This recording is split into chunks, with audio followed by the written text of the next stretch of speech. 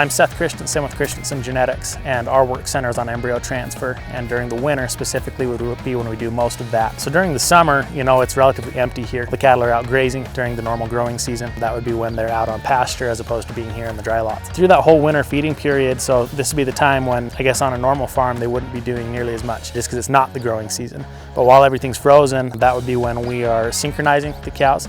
So giving them a series of injections to bring them into heat at the same time, and then doing embryo transfer on those cattle, so pulling embryos out of their very best 5% of the herd and transferring those embryos into the other 95% of the herd. So there's about 400 animals total here. Only 20 of those are actually the mothers to the upcoming calf crop. They produce the embryos that are carried by the other 380 cows. And as we implant all those embryos through the winter, the cows that conceive early, so conceive in that December, January type time frame to carry one of those embryo transfer pregnancies, we'll keep those as part of the herd, and we'll calve those cattle and raise those embryo transfer calves. The cows that conceive later on in the cycle, it's late for us, but it's right on time for most everybody else. If they conceive in March or April, they're going to have a January or February calf, which is when most seed stock operations prefer to calve. By bringing in these cattle, doing all this extra work through the winter, we're able to add a lot of value to these animals. The average animal is going to come into the program as an open female worth $1,000 to $1,200. Once we've done all of our winter's work and added those embryos to those cows, confirmed those pregnancies through the winter, the average female there is going to be worth between $5,000 and $6,000. And so that would be the center of our program and why we do what we do through the winter. So really consistently on a day-to-day basis, obviously the cattle need fed,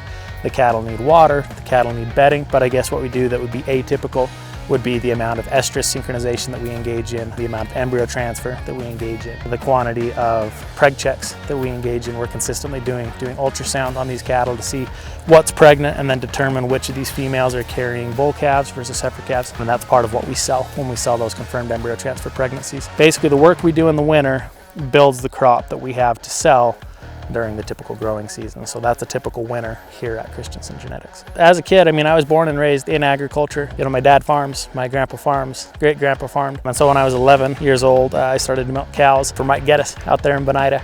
And I remember a kid that I was milking cows with said he was going to buy a bull calf. I thought, hey, that's a good idea. And so I bought two. I bought one from Mike Geddes and one from Verlin Ray out there in Benida. And I raised those babies, and everything was the same. I fed them the same, treated them the same, everything was identical. And when it came time to sell them, there's a significant difference in weight between the two. I remember asking Mike about that. I said, so what was the difference there? And he said, well, the one calf was half Jersey. And so genetics are crucial. You know, they received identical inputs throughout their entire lives, but due to the genetics of one calf versus the other, one calf was significantly more valuable, the straight Holstein that gained faster than that half Jersey was. And so I was interested in genetics right from there on out, and I got to where I was raising a bunch of those bottle calves as a kid while I continued to milk cows for Mike. And by the time I was 19, I went and served a mission for the church, and I leased out my herd during that time, so the herd continued to grow. Graduated from Utah State with a degree in economics and minors in animal science and agribusiness at 23. Married my wife.